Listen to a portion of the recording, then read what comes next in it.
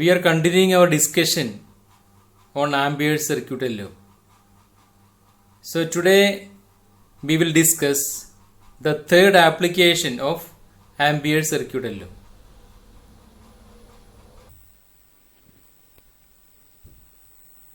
So welcome back.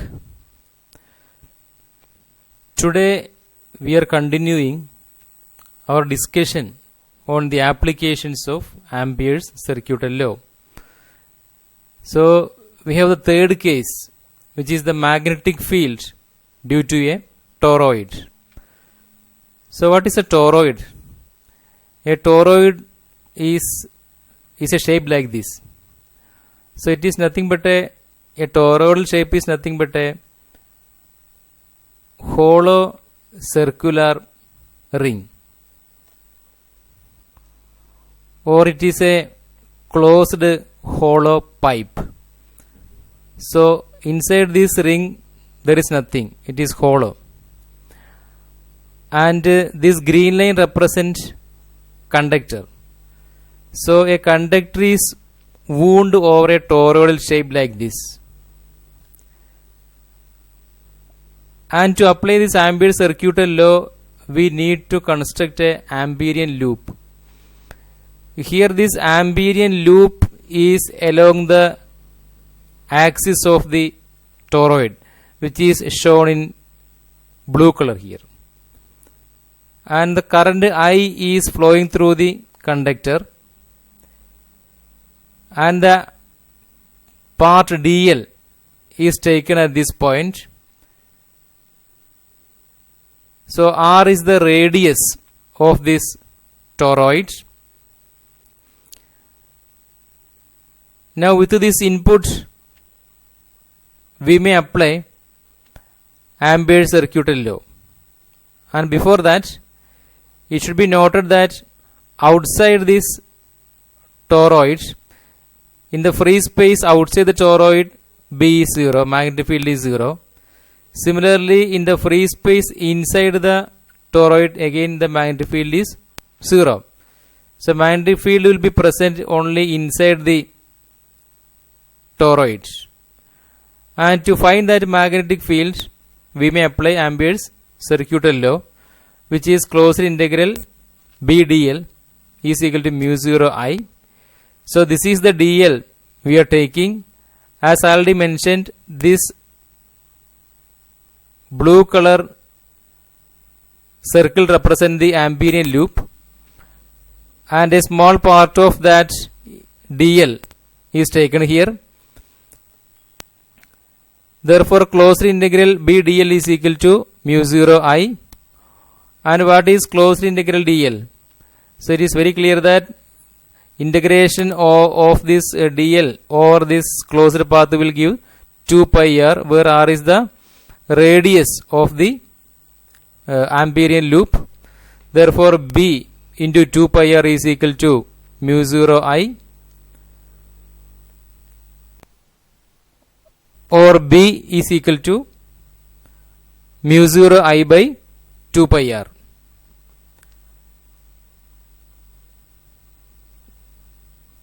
Now if there are n number of turns, so in the previous example also we have seen that for n number of turns, this equation will be closed integral B dl is equal to mu 0 ni, where n is the number of turns. So using the same concept here, using the same idea here, we can write mu 0 ni by 2 pi r for n number of turns. Now n by 2 pi r, n by 2 pi r is taken as n, small n. Therefore we may write B is equal to mu 0 ni.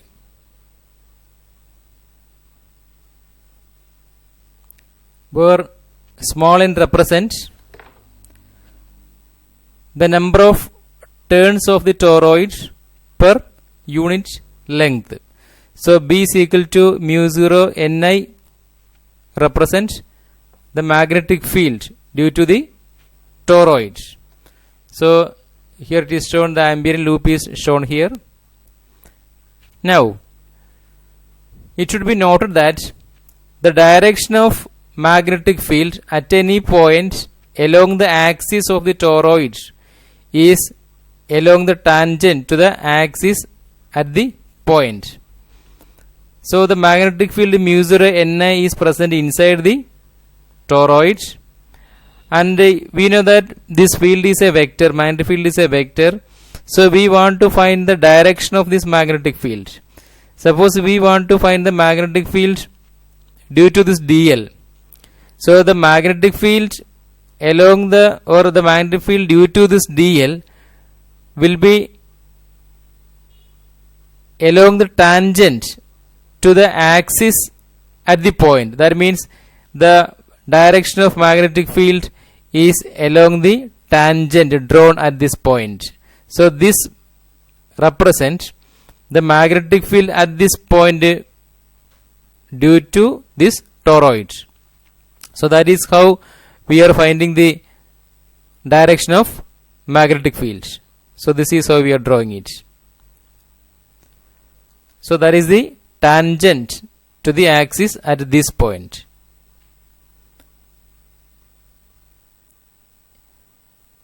The magnetic field at any point in the open space inside the toroid is 0. So this is the open space inside the toroid. Here magnetic field will be 0. Similarly, magnetic field at any point in the open space outside the toroid is 0. So this is the open space outside the toroid. So in all these space, the magnetic field due to this toroid will be 0. Next, we will discuss the magnetic force on a current carrying conductor. So from the previous discussions, we have seen that there will be a magnetic field around a current carrying conductor. Now, what will happen if such a current carrying conductor is placed in an external field B? So an external field B is drawn here. Now into this field we are bringing a current carrying conductor. So this conductor carries a current I.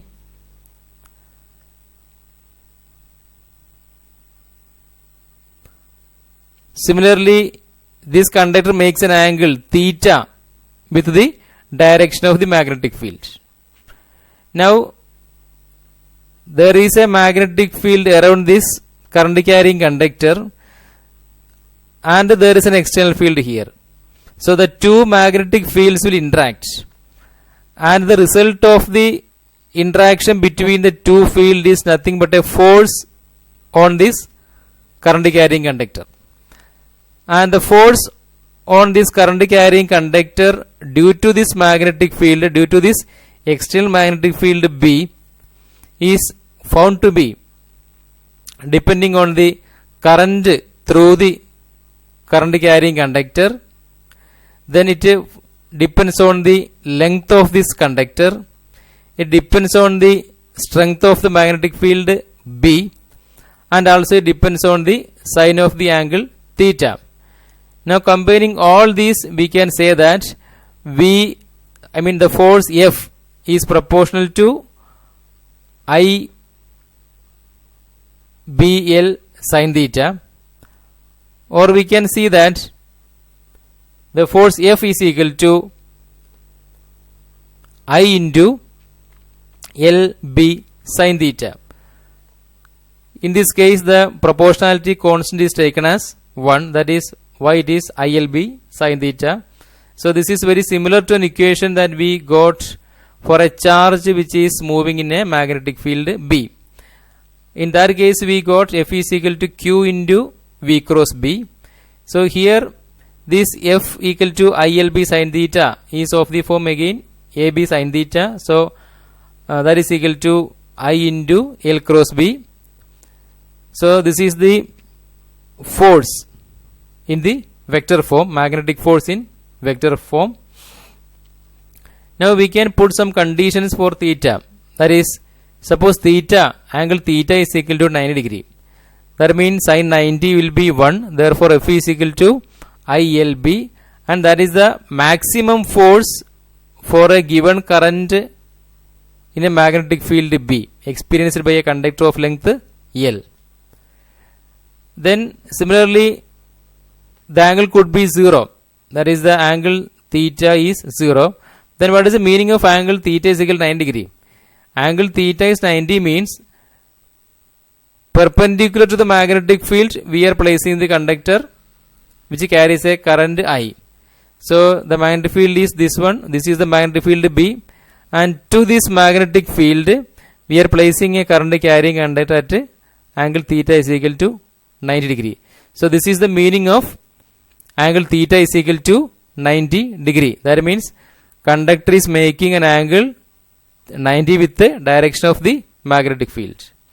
Similarly, we can find the case where theta is equal to 0, and of course sin 0 is equal to 0, therefore the force is 0. So force equal to 0 means there is no force acting on a current carrying conductor which is placed parallel to the direction of the magnetic field.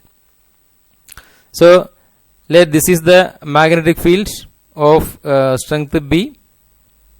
Then parallel to this magnetic field we are placing a conductor that carries a current I. So this is the magnetic field B. Then this is the conductor carrying a current I. Now between the conductor and field the angle is 0. So this is the case of parallel condition. So if the conductor is placed parallel to magnetic field, then there is no force. Similarly, if it is anti-parallel, that means the direction of the current is just reverse. In that case, angle theta will be 180 degree. So for theta is equal to 0 and theta is equal to 180 degree, force will be 0. There will not be any force acting on this current carrying conductor. Now again, we know that this force is a vector. So how to find the direction of the force? The direction of the force can be found using Fleming's left hand rule. So in the last class we have already discussed Fleming's left hand rule. So in today's class we will apply this Fleming's left hand rule to find the direction of force.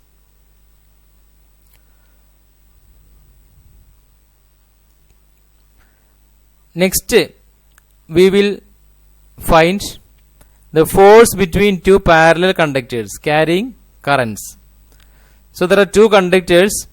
One conductor is carrying a current I1, the second conductor is carrying a current I2, and these two conductors are parallel to each other, or theta is equal to 0 between the two conductors. Now this is a very special case because around the conductor carrying a current I1 there is a magnetic field present. Then around the conductor that carries a current I2, again there is another magnetic field. So these two magnetic fields will interact and eventually there will be a force between these two conductors. So it is because of the interaction between the two magnetic fields that there exists a force between the two conductors. And our attempt is to find the force between these two parallel conductors.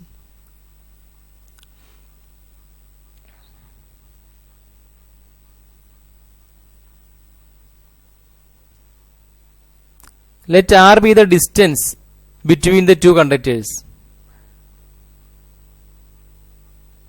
And if R is the distance between the conductors, we can see that from the conductor I1, I2 is at a distance R. And from the previous classes, we know that magnetic force at a distance R from a current carrying conductor will be B is equal to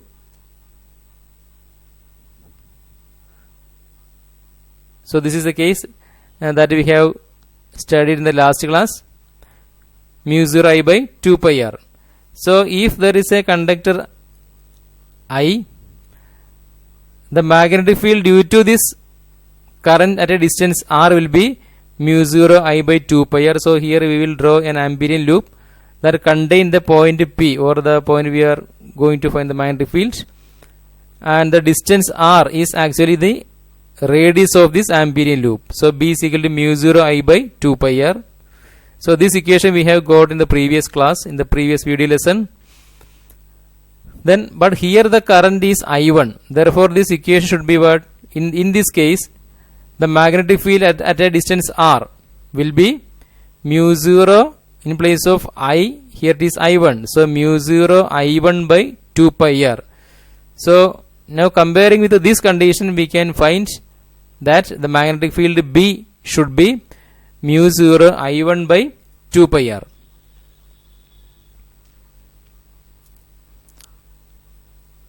B is equal to mu 0 I1 by 2 pi r.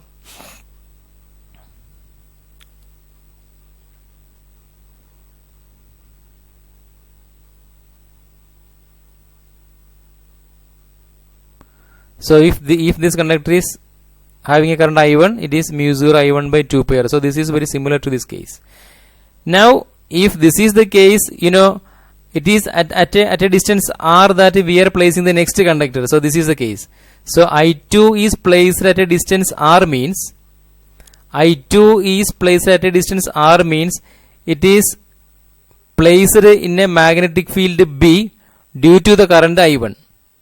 That is, the current carrying conductor is I2 is placed in a magnetic field B mu 0 I1 by 2 pi r, which is due to the conductor I1.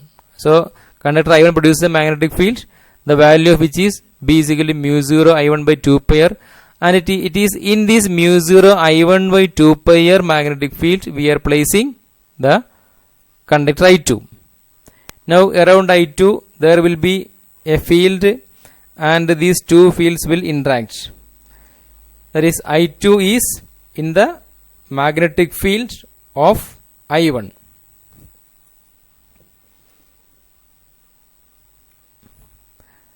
Therefore, what is the force on I2 due to B? So the equation for force is, we have seen that F is equal to ILB sin theta, and in this case the conductor is I2. The force on I2 due to B will be, so in place of I we should write what? I2 LB sin theta, where B is perpendicular to the plane of the paper. So the magnetic field is present perpendicular to the plane of the paper. So we have seen that we can the magnetic field is present around this current carrying conductor in the form of rings, and in a three-dimensional way we can imagine that what the magnetic field is perpendicular to the plane containing this paper. That means, so if this is the magnetic field which is perpendicular to the plane of the paper, and this is the current carrying conductor of length L, then the angle between L and B will be 90 degree. So magnetic field is perpendicular to the plane of the paper, and this conductor is lying on this paper. So the angle between these two is 90 degree. Therefore this equation can be rewritten as what? I2LB, because sin theta or sin 90 is equal to 1. Therefore again this can be rewritten as I2 into L. In place of B, what is the value of B? Mu 0 I1 by 2 pi r. So I2L into mu 0 I1 by 2 pi r. Or again this F is equal to the force per unit length. The force per unit length will be, here there is a 2 pi r, right? So F is equal to mu 0 I1 I2 divided by 2 pi r. So force per unit length means this equation is divided by L. So when this equation is divided by L, it will give what? The force per unit length. So F is equal to mu 0 I1 I2 by 2 pi r represent the force between two parallel conductors. So the force between two parallel current carrying conductors is given by mu 0 I1 I2 by 2 pi r. Now the force is a vector. So what is the direction of this force? What is the nature of the force between two current carrying conductors? The force between two current carrying conductors could be attractive or repulsive. that we can decide by applying Fleming's left hand rule. So around the conductor I1 there is a magnetic field, and it will be like this. Around the conductor, the magnetic field is present around the conductor.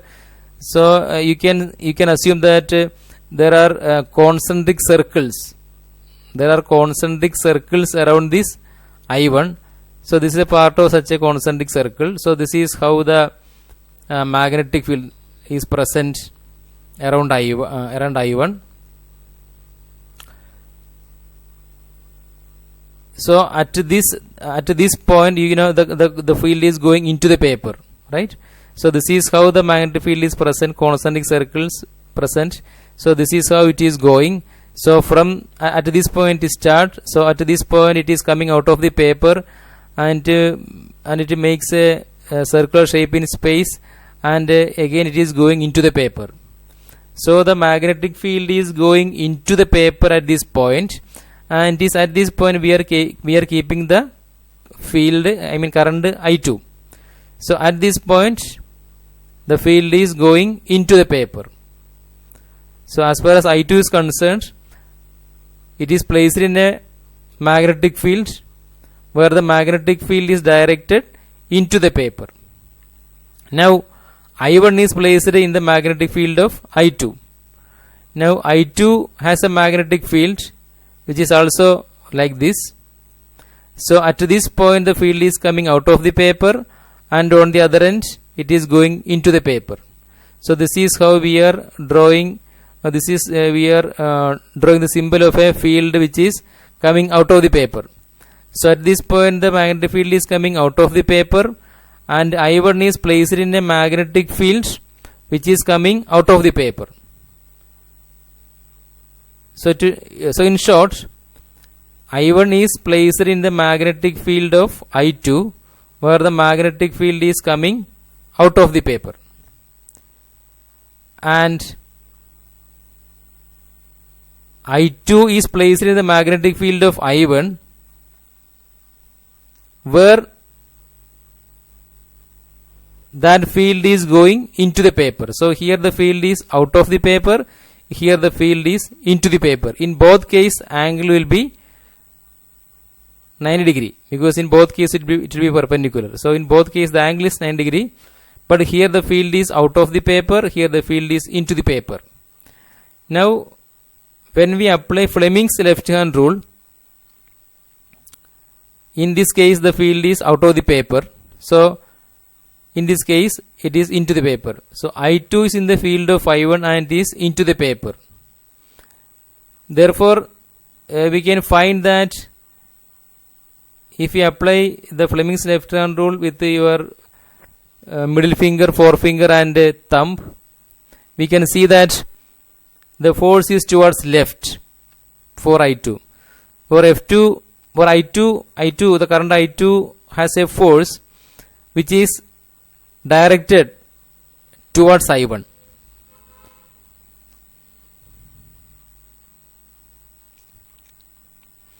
Similarly, I1 is in the field of I2 and it is out of the paper. And if you apply the Fleming's left hand rule with your middle finger, forefinger and thumb, we can see that that force is directed towards I2.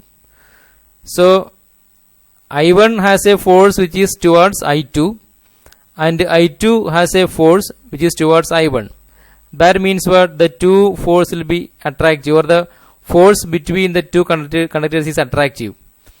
So if the conductors are carrying a current which are in the parallel direction, then the force between the conductors will be attractive.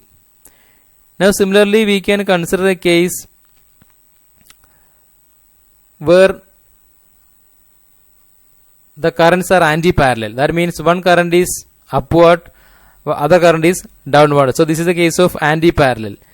In this case again, if we apply Fleming's left hand rule, we can see that the force on I1 is towards left, or it is away from I2, and force on I2 is towards right, or it is away from I1. Or in short we can say that in this case the force between the two conductors will be repulsive. So a repulsive force is present for the anti-parallel conductors, and there exists an attractive force between two parallel conductors. So this can be understood by properly applying Fleming's left hand rule. In the present class, we have discussed about the Fleming's left hand rule to find the force between two conductors, how it is applied. So you have a current carrying conductor here. So here the current is upward and the field is into the paper. So the forefinger represents the field. The field is into the paper. So the field should be into the paper, and this middle finger represents current. So that means the field is into the paper and the current is upward. Then this thumb represents the direction of force, which is towards left or which is towards the current I1. Similarly, if you hold your fingers with the field outside or the forefinger in the outward direction, you can see that the force on I1 is towards I2. So this is how we are applying Fleming's left hand rule to find the force. So you may have a trial yourself. Anyway, thank you for watching.